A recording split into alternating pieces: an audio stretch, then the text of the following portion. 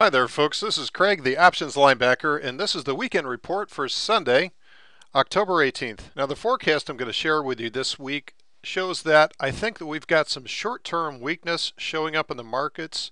Again, short-term, but I don't think we're done going up just yet. First of all, we'll look at the NASDAQ on the left-hand side here. The price has come up to this resistance line, which is this blue line, after a 72% rally. What's this blue line represent? Well, let's go back and look here. About a year ago, what this represents is a monthly 1, 2, 3 pivot. So you can see this 1, 2, 3 as we finally break down through that. That is a very powerful monthly sell signal. So the price has now come up to just test that from underneath. And this is really where the bear market began back in October, as it finally fell below that monthly sell signal. So those levels tend to attract price like a magnet for the past year. So finally it's come up to fulfill its destiny, so to speak, and that may lead to a little bit of short-term weakness. Now, looking at the Dow, obviously the Dow 10,000 level was the same round number target everybody's been looking at for some time now, and actually failed below that on Friday. Now, this yellow line represents the daily breakdown pivot from a year ago. You can see that it came down, bounced up, and fell down through that. So that was just a daily signal, not as powerful as a monthly, but the still price is well below that level. Still has another 300 points to go before it can even touch it. And we look here at the Russell 2000, the small cap index. We have an 82% rally, and it's double top so far. Now this yellow line is even more interesting, because what that represents was the triple bottom from 2008, which is a very, very important support level that finally got violated during the crash. So the price has just not been able to come up and tag that line from the underneath yet. So now let's turn our attention to the S&P 500. We're going to start on the monthly chart. On the left-hand side, we've gone from a higher high back in October 2007 down to a lower low that occurred just this March. So now at some point, the price chart will put in a lower high. That will happen at some point, whether or not it happens at 1100, whether or not it happens at 1200. Whenever that happens, it's not going to go from a lower low straight to a higher high. So we know that'll happen, but it's kind of like watching water boil. It'll eventually happen, but only when you quit looking for it. So the price has so far been able to get above this ascending trend line, as well as the 20-period moving average, although we still do have a couple of weeks left in the month of October before this candle is finished printing. But so far it looks like it wants to go higher. The weekly chart on the right-hand side here has a lot more information. Now, first of all, we have a very strong, very defined descending trend line, which has really contained all of the highs in the bear market from October 2007. That is now lining up with not only the 50% fib retracement of the bear market, which is around 1120, but also this is where a weekly pivot is. That's one of the breakdown pivots. You can see the other one was at around 1200. So that's a monthly pivot at 1200. We have a weekly pivot showing up at around 1121.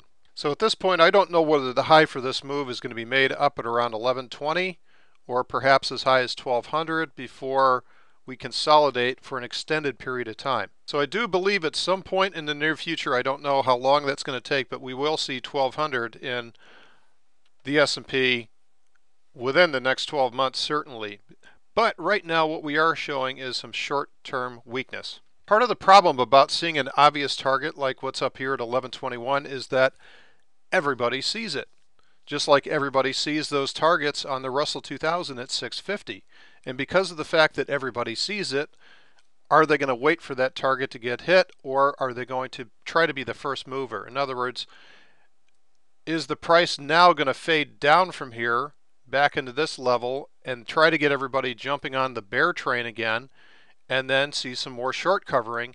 And that's how these moves tend to power themselves, is that they get everybody pushed to the wrong way, just like everybody thinks right now that it's going to go up to 1121, and a little bit of weakness might get everybody shifted to the wrong side again and get some short covering to power this up right now. And if we go down to the daily chart, we can see a little bit of this necessary consolidation, because the price for Wednesday and Thursday was outside of the Bollinger Bands, and typically what that shows is that the price has come a little bit too far, a little bit too fast. Every time it does that in the past, Usually the price has gone back inside of the bands, showing that it's just come too far and it is bought to exhaustion, at least temporarily. So it wouldn't be surprising to see it either displace and consolidate through either price or time. Time would go sideways, price would come back to yet another pivot. Now we did reach a little higher last week. Certainly last week was a 16-point week to the upside on the S&Ps, but if you compare that to this similar 60-point week that we had back in July, as the second quarter earnings started, this week has been, well, weak. And you can see that through the advancers. So this is showing the New York Stock Exchange advancers. There's about 3,400 stocks that are listed there. And on any given day, what we're measuring is the number of stocks that actually advance. So in this day, it was about 2,500. And you can see as the price has gone higher and higher, what we're seeing is a lower number of advancers. So fewer stocks are advancing and making new highs during this run. That's a bearish divergence. Now, some of the big drivers that from a macroeconomics perspective is just the dollar index. The DXY has been driving lower. We've been watching this now for months, and as long as this keeps hitting lower, as long as the printing presses are running full steam ahead, then it's going to deflate the value of the dollar, and equities literally have to rise. And as a result of this forced liquidity by the Fed, what we're seeing is people putting money back into oil again. So here we go. $4 a gallon gasoline is right around the corner again, guys. Well, we just had another profitable month for the October cycle. So how is November looking? We have Spider 116 to the top side is our short strike, and Spider 91 to the bottom side for Iron Condor. Everything's still looking pretty good, because what you do want is you want more room to the downside than to the upside. What happens is the call spreads will defend themselves automatically to some degree, because implied volatility has a tendency to shrink as the price continues to rally. And on our swing trades categories, we had another round of good double seven signals showing up here on the latest pullback. And lastly, on the swing trades, I am watching price rise up in the 60-minute channel. A breakdown below that channel could be a possible entry into a short trade, although I suspect that we're going to see it chop at this level rather than show a clean breakdown. So that's it for this weekend, and thanks for watching. Make sure you tune in next week for more on the markets. Really quick before you go, we have some brand new free stuff for you. Go to the Fast Track page under the Options Linebacker website, and while you're there, you can sign up for a free monthly newsletter dedicated to how successful traders operate, our Fast Track newsletter.